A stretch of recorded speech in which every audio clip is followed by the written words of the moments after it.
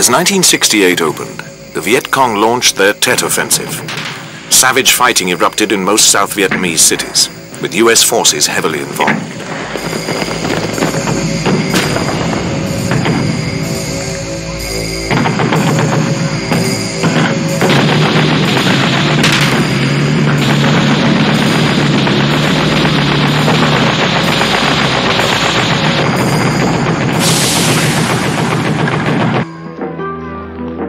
The daily arrival of coffins of those killed in action and the tears of their families received wide media coverage.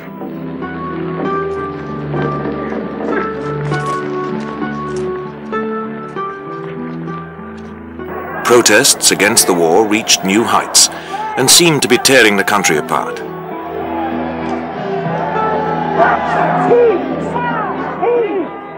Then, on the 31st of March, President Johnson made a surprise announcement. Accordingly, I shall not seek and I will not accept the nomination of my party for another term as your president. But let me... Instead, he would devote his remaining months in office to trying to end the war. The race for the Democratic nomination was on, and the frontrunner soon emerged as Robert Kennedy. Brother of the assassinated President, John F. Kennedy, he was a U.S. Senator and heir to the power and wealth of the Kennedy political machine. Kennedy's decision to run for president had not been taken lightly. His family feared that the violent emotions racking the country could mean that he would share his brother's fate. But Kennedy had brushed aside their advice with the words, "Men are not made for safe decisions." Having taken a lead in the primaries over his main rivals, Kennedy traveled to California knowing that if he could win there, the nomination would almost certainly be his.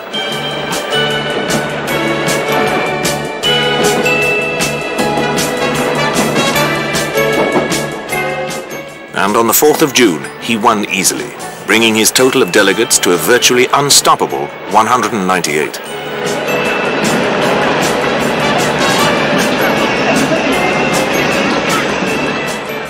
Early the next morning, at the Ambassador Hotel in downtown Los Angeles, Kennedy addressed an audience of his campaign volunteers.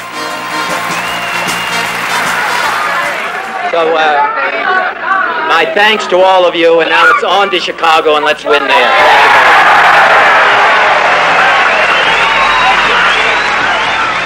Running late for a press conference, Kennedy decided to take a shortcut, which took him through the hotel kitchens.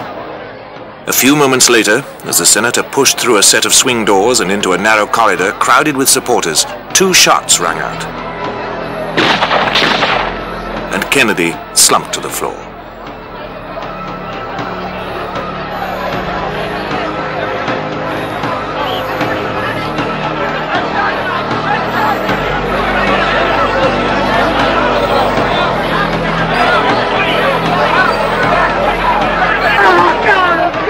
One shot hit Kennedy in the shoulder, the other smashed through his skull.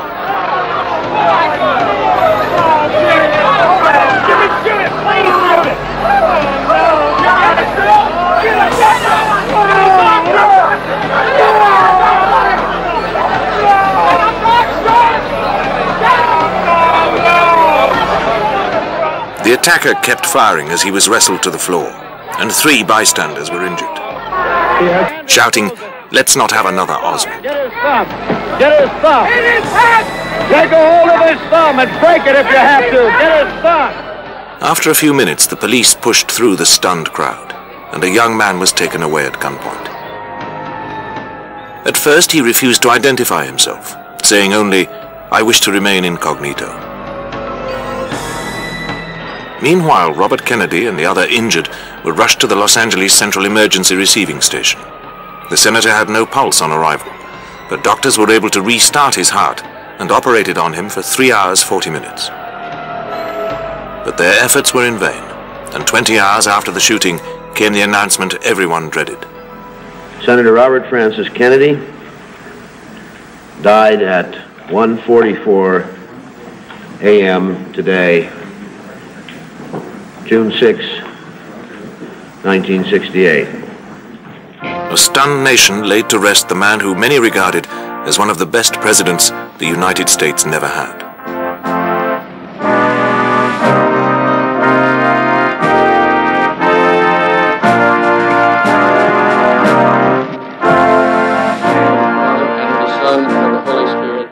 Around the world, his death was mourned, and questions began to be asked.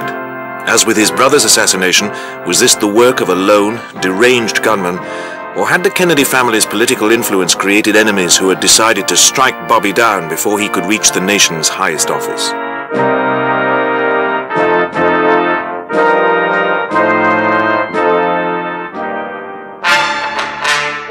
Robert Kennedy was the third son of the immensely wealthy Joseph and Rose Kennedy. A millionaire by the time he was 30, Joseph Kennedy had taken his family from obscurity to enormous political influence in Boston. In 1937, he had been rewarded for his steadfast support of the Democratic Party when President Roosevelt made him ambassador to Britain. Kennedy had then earned widespread loathing by working actively with those attempting to appease Hitler.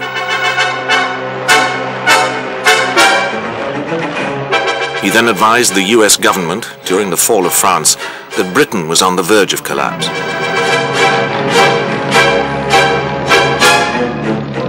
Throughout the Blitz, while Britain stood alone against Hitler, he was reporting that her people did not have the stomach for a prolonged struggle.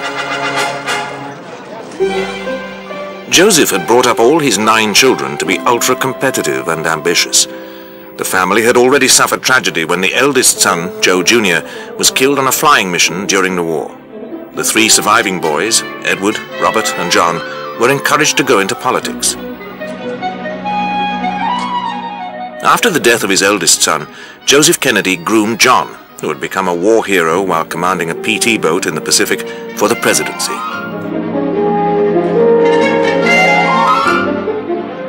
There were many who said that it was only the Kennedy wealth, tactically and sometimes ruthlessly used in certain key wards, which bought John Fitzgerald Kennedy one of the narrowest victories in US electoral history during the campaign of 1960. Robert had been JFK's campaign manager, and by that time he had already attracted considerable national attention and made some bitter enemies. Shortly after graduating in law, Robert had served as counsel to the Senate committee investigating racketeering in the powerful Teamsters Union and links between it and the Mafia. Kennedy himself had led the interrogation of the Teamsters leader, Jimmy Hoffa. While leaving the hearings, after these people had testified regarding this matter, did you say that SOB, I'll break his back? Who? You. Say to who? To anyone. Did you? Jimmy Hoffa had sworn lifelong enmity. Following his election victory, John Kennedy had made his 35-year-old brother Attorney General, and he was soon embroiled in controversy. For Robert Kennedy continued his crusade against racketeering and organized crime, and in 1964 he succeeded in having Jimmy Hoffa imprisoned for 7 years.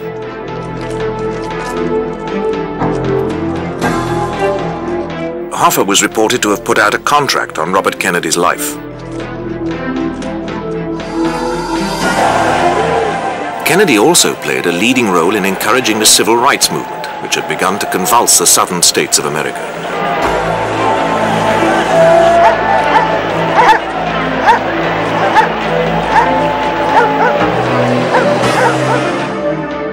Despite its successful confrontation of the Soviet Union during the Cuban Missile Crisis, the Kennedy administration was increasingly seen as not only soft on communism abroad, but ready to support attacks on what many saw as traditional American values at home. Despite local hostility, Robert Kennedy was ready to deploy federal power to insist that civil rights must be upheld. This country means anything, if our society is going to hang together at all, it's going to hang together because of law and observance of the law. And that's what we are interested in. This transcends the question of segregation or integration or desegregation. This is a question of law and order in the United States, number one, and number two, upholding the law of the United States. Kennedy earned the gratitude of civil rights leaders such as Martin Luther King, but the hatred of many staunch conservatives and segregationists in the southern states. Following the murder of his brother, Robert Kennedy supported President Johnson in his 1964 election campaign. His popularity with the Democratic Party was shown when he appeared on the convention platform. I first want to thank all of you, the delegates to the Democratic National Convention and the supporters of the Democratic Party, for all that you did for President John F. Kennedy.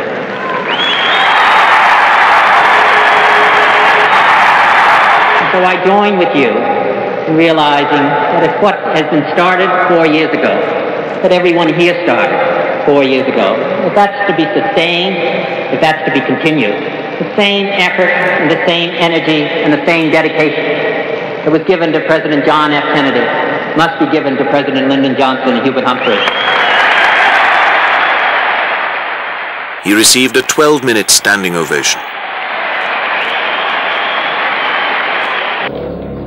Kennedy stayed on as Attorney General until President Johnson had signed the Great Civil Rights Bill of 1964. Then he resigned, voicing one of the themes which had always been close to his heart. President Johnson, I think as I leave the Department of Justice, what our role is, and which I think must be continued, and it comes from a old Greek saying that to tame the savageness of man and make gentle the life of the world. Thank you very much. He then announced that he was entering New York's senatorial race. I've decided to make myself available for the nomination of the Democratic State Convention. I have made that decision because I think our country faces a fundamental political choice. Our traditional aspirations for peace and for prosperity, for justice and for decency, are being called into question. All that President Kennedy stood for, all that President Johnson is trying to accomplish, all the progress that has been made is threatened by a new and dangerous Republican assault. No one associated with President Kennedy and with President Johnson, no one committed to participating in public life, can sit on the sidelines with so much at stake. Kennedy won a hard-fought contest and was sworn in. He soon began to carve out a distinctively liberal position for himself. He made controversial visits to countries such as South Africa, which was then sinking ever deeper into the grip of apartheid. Kennedy made no secret of his opposition to the regime, but everywhere his humor in dealing both with hecklers and admirers showed an increasing political skill. I'm particularly delighted, as in my own country, that there is a divergent point of view.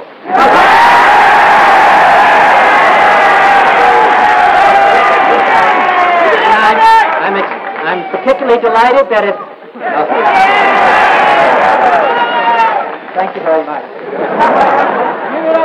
I'm delighted that we're able to express it, and I'm delighted that you had the chance and the opportunity to go and write the song Yankee Go Home.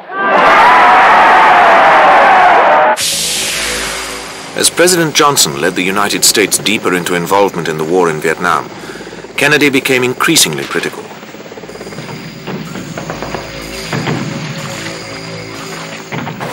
Soon he was being seen as the leading spokesman of opposition to the president's policies. I'm not going to accept as the politics of happiness or the politics of joy the idea that we can draft a young man from a distance and we can send him to South Vietnam to fight and maybe to die. And at the same time, if you're wealthy enough, you can buy your way out of the draft in South Vietnam. I don't think that's... With his large family, by the time of his assassination, Robert and Ethel Kennedy had 10 children, and she was expecting another, and his youthful outdoor image, Kennedy became established as one of the potential leaders of his country.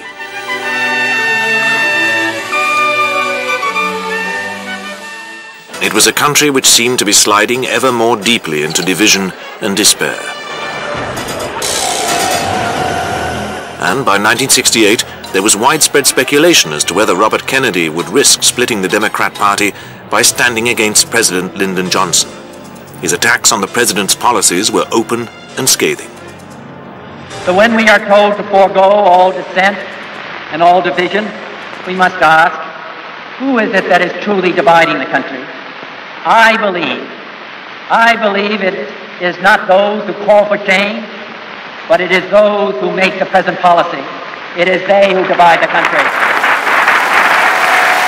They are the ones. They are the ones. The President of the United States, President Johnson, they are the ones who divide this country. In the event, Johnson's decision not to run again solved the problem for Kennedy, and he threw himself into the presidential race, soon establishing himself as favorite.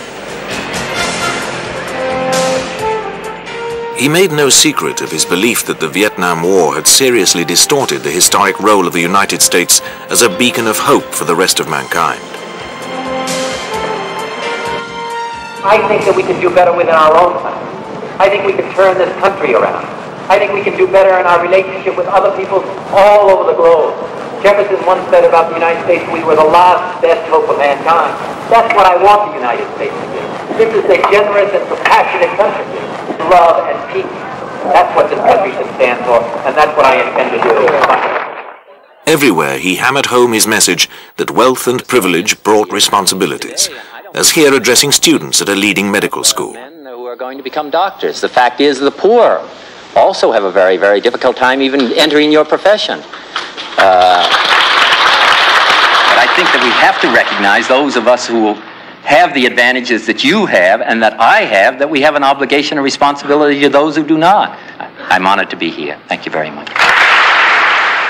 Everywhere, Kennedy seemed to be appealing to a bedrock of optimism and faith in America, which had threatened to be swamped by divisions over the Vietnam War.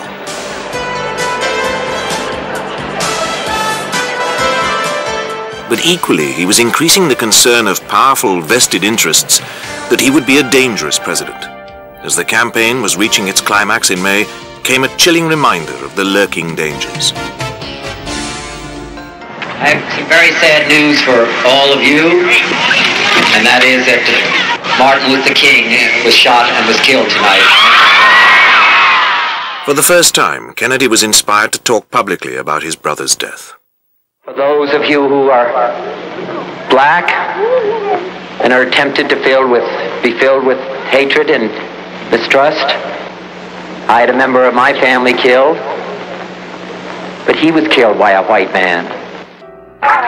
And so he came to Los Angeles. What I think is quite clear is that we can work together in the last analysis, and that what has been going on within the United States over the period of the last 3 years, the divisions, the violence, the disenchantment with our society, the divisions, whether it's between blacks and whites, between the poor and the more affluent, or between age groups, or on the war in Vietnam, that we can start to work together. We are a great country, and a selfish country, and a compassionate country. And I intend to make that my basis for running and over the period of time. By the time he came to make his own run for presidency, there were many who had good reason not to want Robert Kennedy president, and who would not be sorry to see him dead.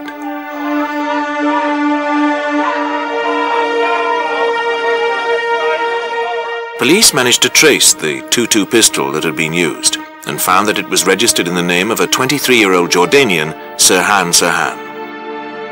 Sirhan now insisted that he had acted alone. He claimed to have been a supporter of the senator, but to have become disillusioned by Kennedy's support for Israel. He saw the Israelis as responsible for driving out his Palestinian people from their homeland, and wanted revenge on a leading politician who supported them.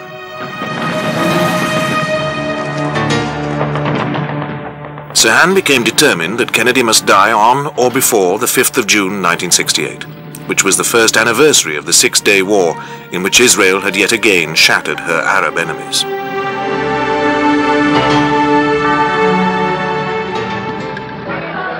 My thanks to all of you, and now it's on to Chicago, and let's witness. Sirhan claimed to have been tracking Robert Kennedy for more than a month, but immediately questions were asked as to how he had happened to be in a position in the kitchens when Kennedy only decided to take a shortcut through them on the spur of the moment. Had the senator been persuaded to walk into a trap?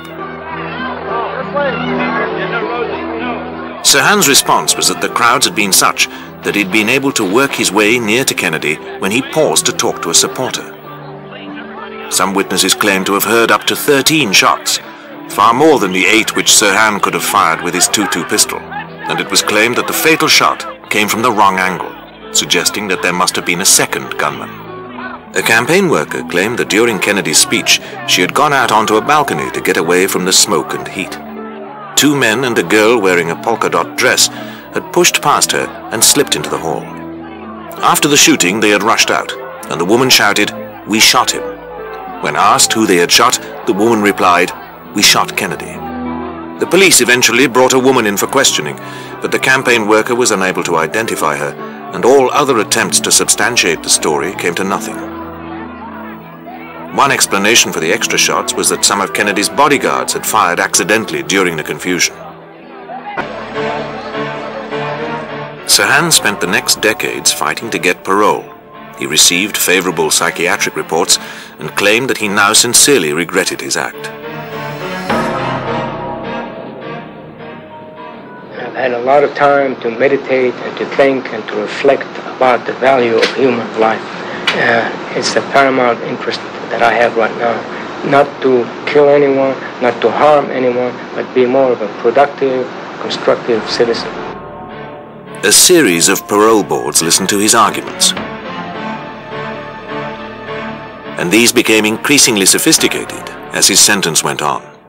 If we go on this case as a straight homicide without consideration of the identity of the victim, then I feel that I eminently qualify to be paroled, you know.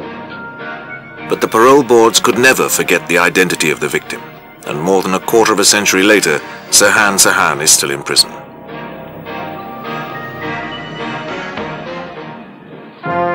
Despite investigations, no firm evidence has ever been for a futile gesture. My brother need not be idealized or enlarged in death beyond what he was in life. To be remembered simply as a good and decent man who saw wrong and tried to right it, saw suffering and tried to heal it, saw war and tried to stop it. Those of us who loved him and who take him to his rest today pray that what he was to us and what he wished for others will someday come to pass for all the world. As he said many times in many parts of this nation, to those he touched and who sought to touch him, some men see things as they are and say why. I dream things that never were and say why not.